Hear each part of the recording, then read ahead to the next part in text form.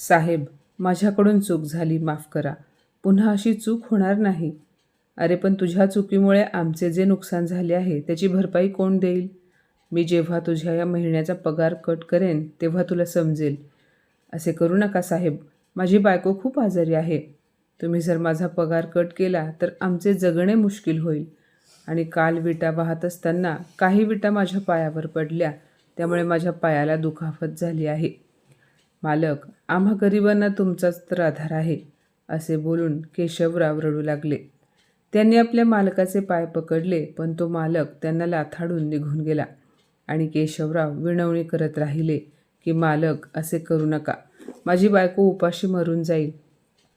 केशवराव यांचे वय 60 वर्षांच्या वर झाले होते, पण ह्या वयामध्ये मजूर म्हणून काम करण्याची त्यांच्यावर वेळ आली होती. केशवराव आपल्या पत्नीसोबत म्हणजे राधाताईंसोबत एकटे राहत होते आणि मुलाच्या शिक्षणासाठी त्यांनी सर्व काही गमावले होते. आपली सर्व जमापुंजी विकून त्यांनी विवेकला अमेरिकेला पाठवले होते. केशवरावांचा स्वतःचा किराणा सामानाचे दुकान होते, जे नंतर काळाच्या ओघात तोट्यात गेले आणि ह्या कारणामुळे ते रस्त्यावर आले होते. ते जास्त शिकलेले नव्हते, त्यामुळे त्यांना चांगले काम मिळणे अवघड झाले होते आणि म्हणून त्यांना नाईलाजाने वीटभट्टीवर काम करावे लागत होते. शेवटी पोटाचा प्रश्न होता, त्यामुळे असे काम करण्याससुद्धा त्यांनी नकार दिला नाही. त्यांनी विवेकला अमेरिकेला पाठवण्यासाठी जे घर गहाण ठेवले होते ते सुद्धा दुकान बंद झाल्यामुळे जप्त झाले होते. आपण किती त्रासात आहोत ह्याबद्दल त्यांनी विवेकला काहीही माहिती होऊ दिली नाही, कारण त्याच्या शिक्षणामध्ये व्यत्यय येईल. त्यांची पत्नी नेहमी म्हणायची, आपले दिवस कधी बदलतील? तुम्ही या वयात सुद्धा किती कष्ट करता. कोणास ठाऊक आपल्याला मुलाचे सुख कधी मिळणार, कधी विवेकला नोकरी मिळेल आणि आपण कधी सुखाने 2 घास खाणार. केशवराव राधाताईंना धीर द्यायचे. ते म्हणायचे, राधा, विवेक आपला एकमेव आधार आहे. तोच आपली शेवटची आशा आहे. एकदा त्याला मोठा माणूस होऊ देत, मग बघ, तो आपल्याला ह्या झोपडपट्टीतून आलिशान बंगल्यात घेऊन जाईल. असो. घरी आल्यानंतर काही वेळाने केशवरावांनी राधाताईंना डोके दुखत असल्याचे सांगून चहा मागितला. तेव्हा राधाताई चहा बनवण्यासाठी किचनमध्ये गेल्या, पण त्यांनी पाहिले तर डब्यात साखर नव्हती आणि दूधही थोडेसेच होते. त्यामुळे त्यांनी कसे तरी दुधामध्ये पाणी घातले आणि बिना साखरेचा चहा बनवून आणला. तेव्हा केशवराव राधाताईंना म्हणाले, हे काय राधा, तू तुझ्यासाठी चहा आणला नाहीस का? तुलाही कालपासून ताप होता. चहा प्यायलीस तर तुलाही थोडेसे बरे वाटेल. राधाताई म्हणाल्या, नको, माझी इच्छा नाही चहा पिण्याची. पण पाण्यासारखा चहा पिल्यानंतर त्यांना समजले की घरामध्ये दूध आणि साखरही नव्हती. पण ते काहीही न बोलता केशवराव चहा प्यायले. उदास होऊन केशवराव म्हणाले, राधा, आपले हेही दिवस जातील. तेव्हा राधाताई नाराज होऊन म्हणाल्या, हो, आपले दिवस नक्की बदलतील. पण बरेच दिवस झाले विवेकसोबत आपले बोलणेच झाले नाही. यावर केशवराव म्हणाले, अगं, तो रात्रंदिवस अभ्यास करतो. आता जर तू सारखीच त्याला फोन लावून बोलशील तर त्याचे अभ्यासात लक्ष कसे लागेल? आणि काही दिवसांपूर्वीच तर त्याने सांगितले होते की त्याच्या परीक्षा सुरू होणार आहेत. त्यामुळे आपण त्याला डिस्टर्ब करणे योग्य नाही. राधा, विवेकचा अभ्यासक्रम 5 वर्षांचा होता, पण कोणास ठाऊक 7 वर्ष झाली तरीही विवेक आला नव्हता. एके दिवशी अचानक त्याचा फोन आला. तेव्हा केशवराव खूप खुश झाले आणि त्यांनी आपल्या पत्नीला आवाज दिला, राधा, लवकर इकडे ये, विवेकचा फोन आला आहे. राधाताई स्वयंपाक बनवत होत्या, पण मुलाचा फोन आला आहे हे ऐकताच त्यांनी पटकन हात धुतला आणि फोनवर बोलण्यासाठी आल्या. तेव्हा केशवरावांनी फोन स्पीकरवर ठेवला. पलीकडून विवेक म्हणाला, बाबा, तुम्ही दोघे कसे आहात? केशवराव म्हणाले, आम्ही ठीक आहोत. तू कसा आहेस आणि तुझे शिक्षण कधी पूर्ण होणार आहे? आता बस कर ना बाळा, तू इकडे निघून ये बरं. आम्हाला तुझी खूप आठवण येते. आता तुझ्याशिवाय राहवत नाही. राधाताई म्हणाल्या, विवेक, तू तर म्हणाला होतास तुझा 4 वर्षांचा कोर्स आहे, पण तुला तिकडे जाऊन 7 वर्ष झाली.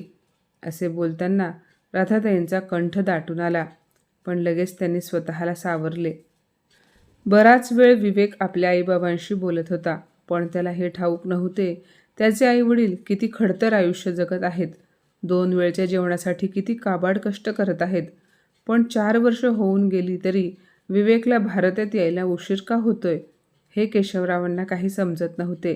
याबद्दल केशवराव जेव्हा त्याला काही विचारायचे तेव्हा तो असे काही बोलायचा की त्याचे बोलणे केशवरावांना काही कळत नव्हते आणि ते कमी शिकलेले असल्यामुळे गप्प बसायचे.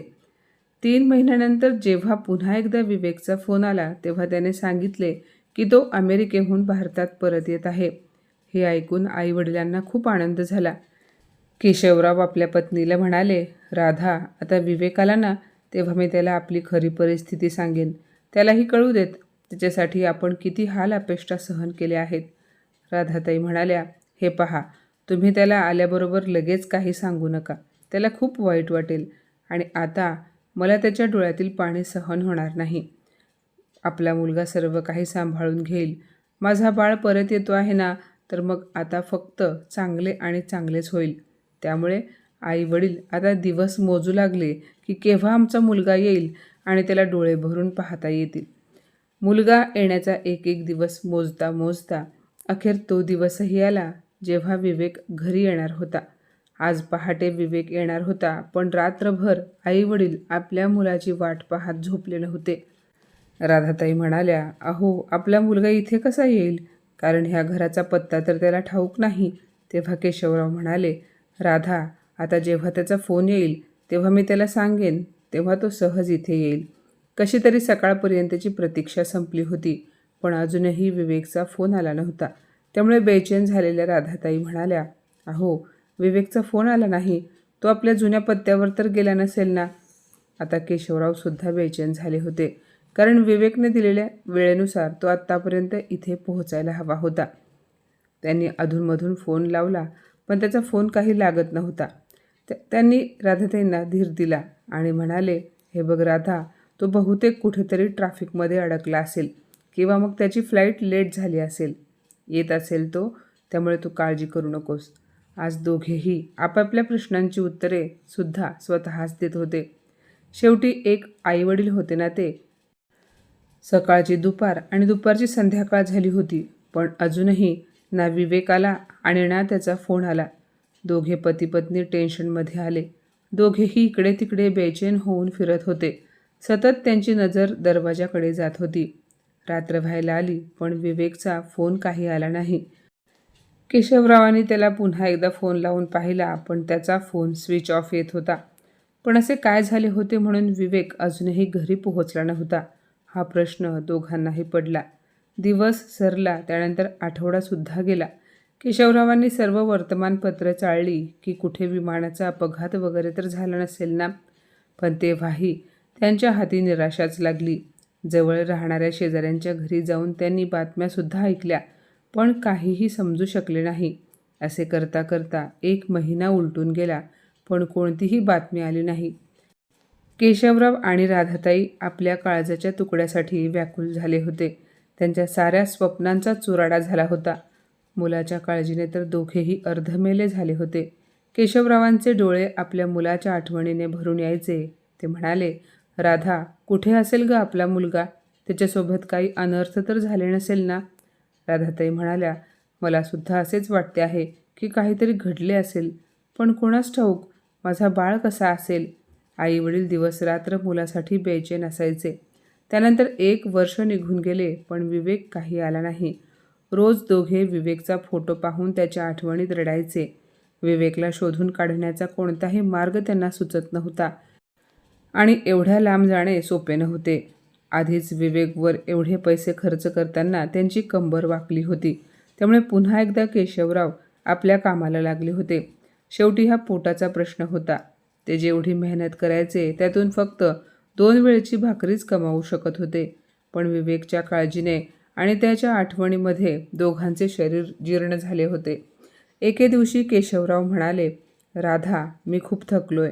मला आता असली कामे होत नाहीत, पण माझा नाईलाज आहे. तेव्हा राधाताई पटकन म्हणाल्या, मग तुम्ही हे काम सोडून द्या बरं. केशवराव म्हणाले, जर मी काम सोडले तर आपण जे 2 घास खातोय ते सुद्धा मिळणार नाहीत.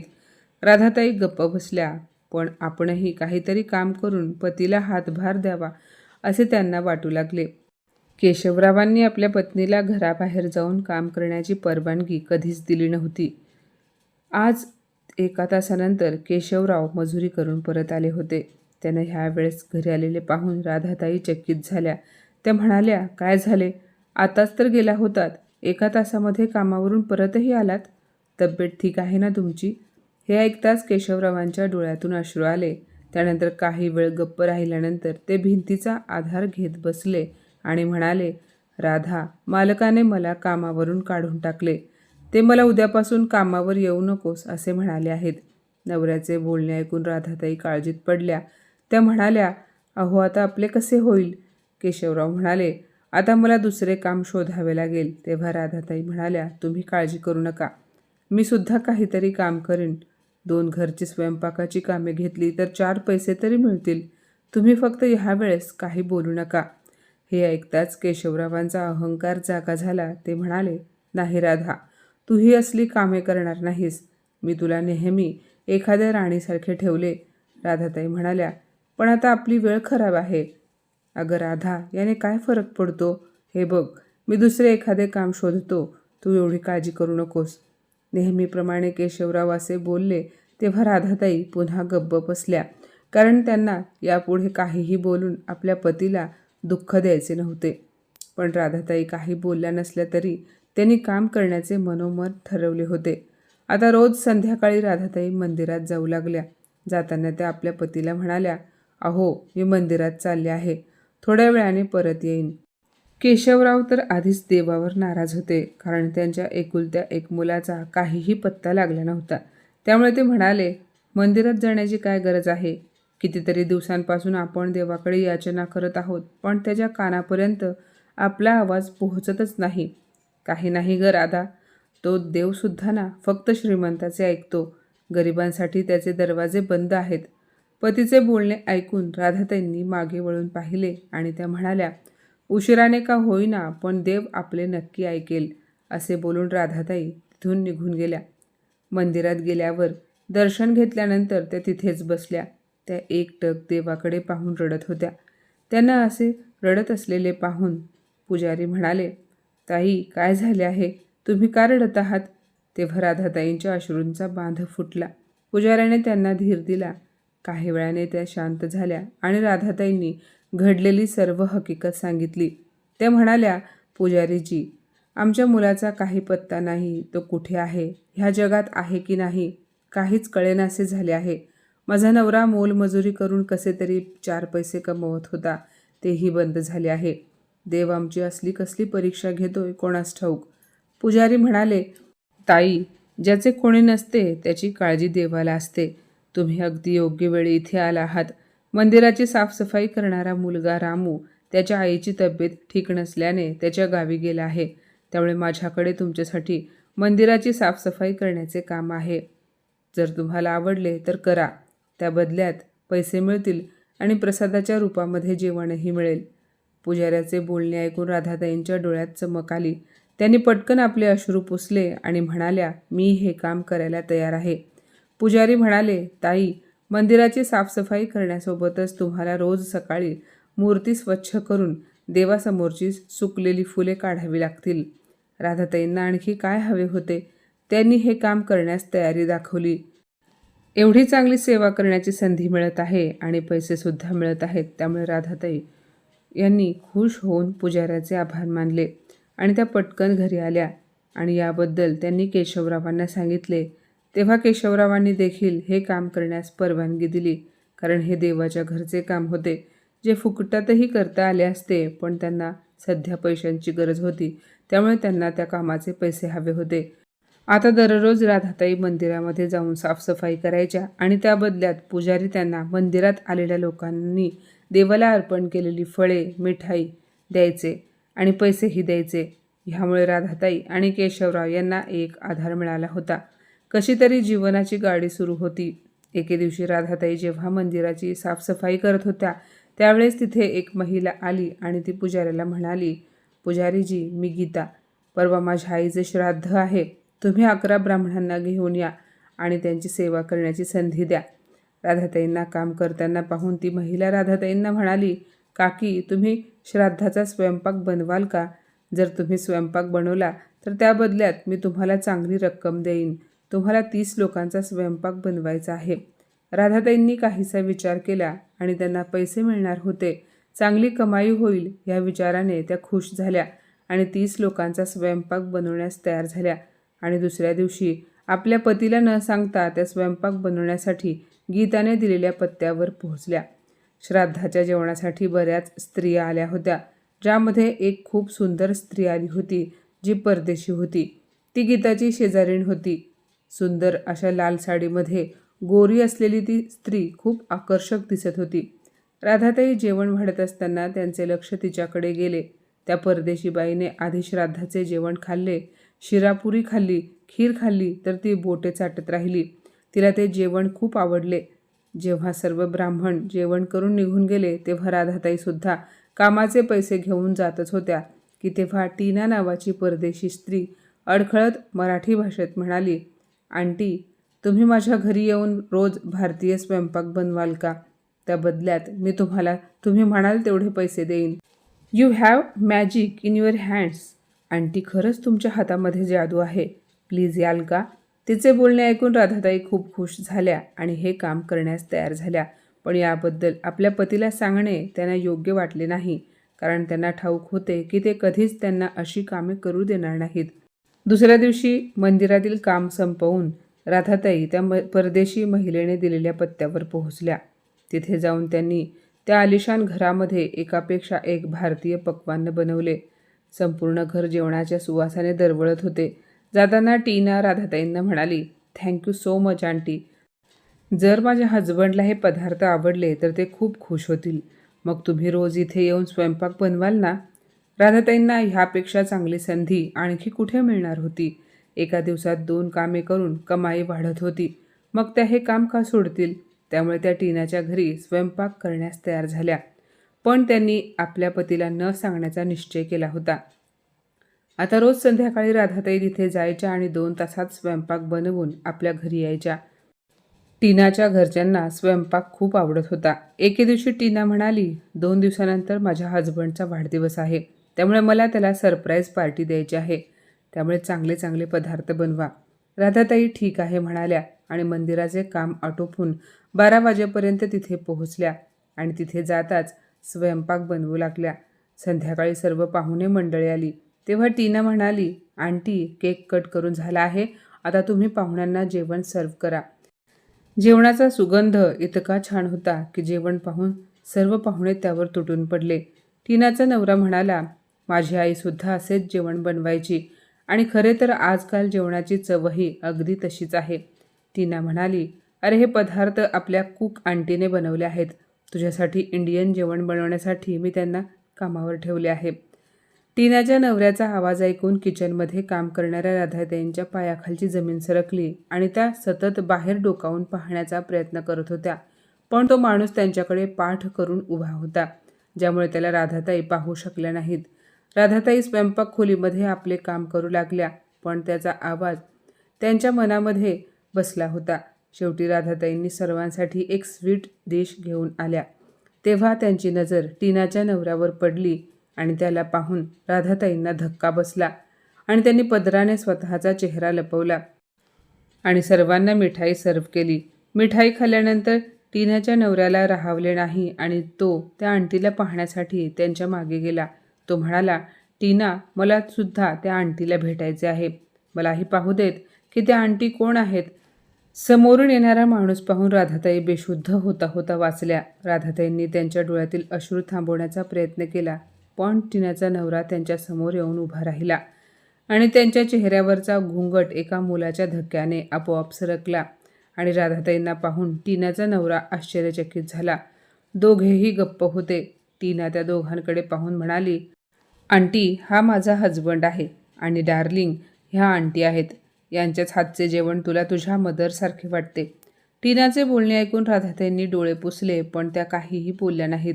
टीनाचा नवरा दुसरा तिसरा कोणी नसून राधाताईंचा मुलगा विवेक होता, जो योगायोगाने त्यांच्यासमोर उभा होता. नशीब अशा प्रकारे आपल्या मुलाची भेट घडवून आणेल असा विचार राधाताईंनी स्वप्नात देखील केला नव्हता. आज राधाताई स्वतःच्या मुलाच्या घरी एका कामवालीच्या रूपात उभ्या होत्या आणि तो समोर मालक म्हणून उभा होता. विवेक आईशी नजर मिळवू शकत नव्हता. इकडे तिकडे पाहत होता आणि पार्टी संपल्यावर त्याच्या खोलीत निघून गेला. राधाताईंचे हातपाय थरथरत होते. आज त्यांचा आपल्या मुलाशी सामना झाला होता. त्या विचार करत होत्या की आता ही बातमी घरी जाऊन आपल्या पतीला कशी सांगायची. ते तर हे ऐकताच जिवंतपणी मरून जातील की त्यांचा मुलगा ह्याच शहरात असूनही आपल्या आईवडिलांना कधी भेटायला आला नाही आणि ना त्याने कधी त्यांना शोधण्याचा प्रयत्न केला. राधाताई एवढा मोठा धक्का आपल्या पतीला देऊ इच्छित नव्हत्या. त्यामुळे त्यांनी ही गोष्ट लपवण्याचा निर्णय घेतला आणि आता राधाताई एखाद्या नोकराप्रमाणे मुलाच्या घरी कामावर जात होत्या. जर समोर कधी विवेक दिसला तर त्या त्याच्याकडे पाहत नव्हत्या. असेच 2-4 दिवस गेले. एके दिवशी राधाताईंना घरी यायला उशीर झाला तेव्हा केशवरावांना त्यांची काळजी वाटू लागली. बराच वेळ वाट पाहिल्यानंतर ते मंदिरात निघून गेले. तिथे गेल्यानंतर त्यांना राधाताईंच्या ह्या कामाबद्दल ठाऊक झाले. तेव्हा केशवराव पुजाऱ्यांनी सांगितलेल्या पत्त्यावर पोहोचले. दारावरची बेल वाजवली. टीना बाहेर आली आणि म्हणाली, तुम्ही कोण आहात? तेव्हा ते म्हणाले, मी राधाचा पती आहे, जी इथे स्वयंपाकाचे काम करते. तिला घरी यायला आज उशीर झाला त्यामुळे विचारायला आलो आहे. अंकल, त्या तर केव्हाच निघून गेल्या. तिचे बोलणे ऐकून केशवराव तिथून निघालेच होते की तेवढ्यात एक मोठी गाडी आली आणि विवेक त्या गाडीतून उतरला आणि टीनाला म्हणाला, डार्लिंग, आज मी येण्याआधीच तू दरवाजा उघडलास? हा ओळखीचा आवाज ऐकून केशवरावांनी मागे वळून पाहिले आणि ते आश्चर्यचकित झाले. विवेकला सुद्धा अनेक वर्षांनी आपल्या वडिलांना समोर पाहून घाम फुटला. समोर मुलगा उभा होता आणि ही बहुतेक त्याची बायको होती. त्याला पाहून केशवरावांना खूप राग आला. त्यांना असे वाटले की त्याला आत्ताच्या आत्ता जाब विचारावा की त्याने आपल्या म्हाताऱ्या आईवडिलांसोबत असे का केले, का त्यांना मरण्यास सोडून दिले. पण तेवढ्यात त्यांना राधाताईंची आठवण आली आणि ते तिथून निघून गेले. जेव्हा केशवराव घरी आले तेव्हा त्यांना पाहून राधाताई म्हणाल्या, तुम्ही कुठे गेला होतात? मी केव्हाची तुमची वाट पाहते आहे.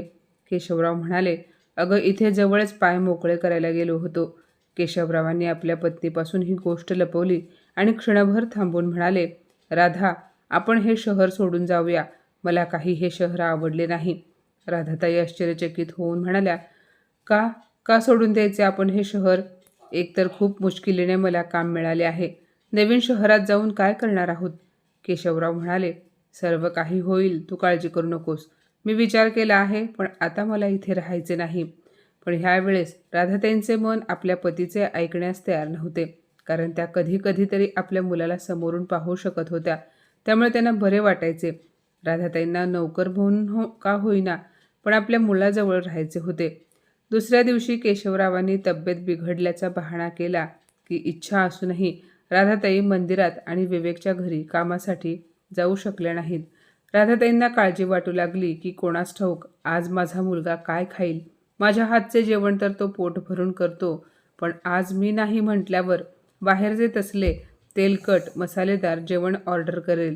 असले जेवण केल्यानंतर त्याची तब्येत तर बिघडणार नाही ना, असा विचार त्या मनातल्या मनात करत होत्या. एक दिवस कसा तरी गेला, पण दुसऱ्या दिवशी सकाळी उठताच केशवरावांनी आपले सामानाची बांधाबांध करायला सुरुवात केली. त्यांना अशी सामानाची बांधाबांध करताना पाहून राधाताई आश्चर्यचकित झाल्या आणि म्हणाल्या, काय करत आहात? केशवराव म्हणाले, तुला दिसत नाही का, मी सामान बांधत आहे. तू सुद्धा मला मदत कर, म्हणजे काम लवकर होईल. त्यानंतर ही खोली रिकामी करून आपल्याला ट्रेन पकडायची आहे. हे ऐकताच राधाताईंना धक्का बसला. त्यांना असे वाटले की जणू काही त्यांना करंट लागला आहे. त्यांनी विचारलेही, पण केशवराव काहीही बोलले नाहीत. राधाताई म्हणाल्या, ठीक आहे, मी पुजाऱ्याला सांगून येते की मी उद्यापासून कामावर येणार नाही, म्हणजे ते दुसऱ्या कोणाला तरी कामावर ठेवतील. केशवरावांनी त्यांना खूप थांबवण्याचा प्रयत्न केला, पण त्या थांबल्या नाहीत. त्यामुळे त्यांनी पाठीमागून आवाज दिला, मंदिरात जाणार असल्याचे सांगून दुसरीकडे कुठे जाऊ नकोस, नाहीतर आपली ट्रेन सुटेल. पण त्यांच्या बोलण्याकडे दुर्लक्ष करून राधाताई निघून गेल्या.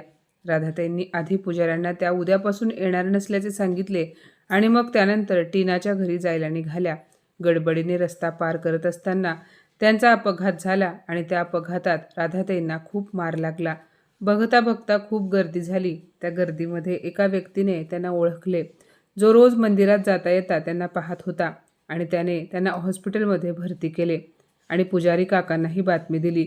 तिकडे केशवराव वाट पाहून अस्वस्थ झाले होते.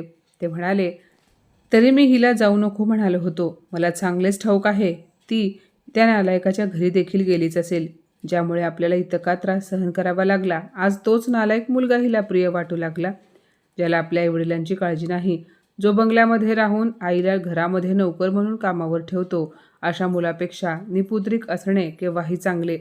केशवरावांचा राग अजिबात शांत होत नव्हता की तेवढ्यात कोणीतरी येऊन त्यांना राधाताईंच्या अपघाताबद्दल सांगितले. केशवराव ही बातमी ऐकताच मोठमोठ्याने रडू लागले आणि हॉस्पिटलमध्ये जाऊन पाहिले तर राधाताई ICUमध्ये होत्या. त्यांचा हात फ्रॅक्चर झाला होता आणि डोक्याला सुद्धा मार लागला होता. राधाताईंना श्वास घ्यायला त्रास होत होता, त्यामुळे ऑक्सिजनवर ठेवले होते. केशवराव ICUमधून बाहेर जमिनीवर भिंतीला टेकून रडत बसले. त्यांची बायको त्यांचा एकमेव आधार होती. इकडे टीनाने बराच वेळ राधाताईंची वाट पाहिली. त्यानंतर ती त्यांची विचारपूस करण्यासाठी मंदिरात पोहोचली आणि अपघाताची माहिती मिळताच तिने विवेकला फोन केला. ती म्हणाली, विवेक, त्या कुक आंटीचा ॲक्सिडेंट झाला आहे. तुम्हाला हॉस्पिटलमध्ये घेऊन जाशील का? त्या खूप सिरियस आहेत. ही बातमी ऐकताच विवेक हादरून उभा राहिला. तो ताबडतोब ऑफिसमधून बाहेर पडला आणि गाडी चालवताना स्वतःला दोष देऊ लागला. त्याच्या स्वतःच्या कृत्याचा त्याला पश्चाताप वाटत होता. हे सर्व माझ्यामुळे झाले आहे. आई, तू माझ्यामुळेच वणवण करत भटकत राहिलीस, पण आता मी तुला कुठेही जाऊ देणार नाही. विवेकला त्याच्या कृत्याबद्दल आईची माफी मागायची होती. त्यानंतर दोघेही हॉस्पिटलमध्ये पोहोचले. आईला अशा अवस्थेत पाहून त्याचे हातपाय थरथर कापू लागले. खाली बसलेल्या केशवरावांची नजर त्याच्यावर पडली तेव्हा त्यांनी विवेकला धक्का दिला आणि म्हणाले, इथे का आलास तू? तुझ्या आईला खांदा द्यायला आला आहेस का? आज ती फक्त तुझ्यामुळेच इथे हॉस्पिटलमध्ये आहे. जर माझ्या राधाला काही झाले तर मी तुला कधीच माफ करणार नाही. चल निघ इथून. टीना हे सर्व पाहून आश्चर्यचकित झाली होती. हे सर्व काय चालले आहे हे विवेकला सतत विचारत होती. विवेकने हात जोडले आणि तो आपल्या बाबांना म्हणाला, बाबा, मला माफ करा प्लीज. केशवराव खूप चिडले आणि म्हणाले, का माफ करायचे मी तुला? आज तू माझा मुलगा आहेस याची मला लाज वाटते आहे. मला सांग, हे सर्व ह्या गोरी मुलीसाठी केले आहेस की गरीब आई वडिलांसोबत राहायला तुला अपमान वाटत होता? तुझ्यासारखा मुलगा असण्यापेक्षा नसलेला बरा. तेवढ्यात डॉक्टर तिथे आले आणि म्हणाले, तुम्ही आता पेशंटला भेटू शकता.